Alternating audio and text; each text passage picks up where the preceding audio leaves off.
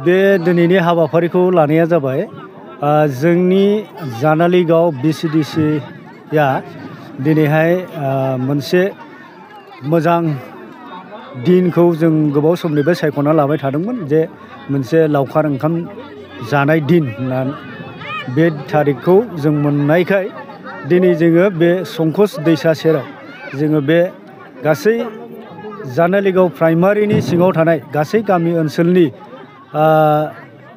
जोंनि रायजो राजाफ्रा दिनै बाव नुजाफैनानै जोङो बे लावखार ओंखाम जानायखौ जोङो थिग खालामनानै लादों। नोंथांमोना मा जानाय आदब खायदा खालामो? बेयाव अमा दं आरो लकेल दाउ दं।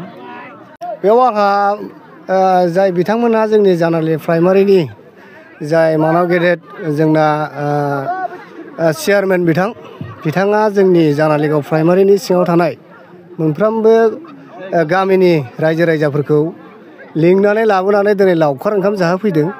बे लावखार ओंखाम जाहोफैनायाव जोंहा रायजो राजा हिसाबै माने जोबोद गोजोननाय दं। आरो आं बाव नुनो मोन्दों आरो जोंनि बाव जानालिगाव BCDC-नि रायजो राजाफोरखौहाय माने बेवहाय पलिटिकेलनि दोलोनि जेबो बासियालासे बयखौ जयै माने खौसेयै मोनसे माने जानाय लोंनाय हाबाफारि लादों। बेयो खोब बाख्नायथाव होननानै आं बिथांमोननिसिम रोजा रोजा साबायखर बावनाय थायो आरो।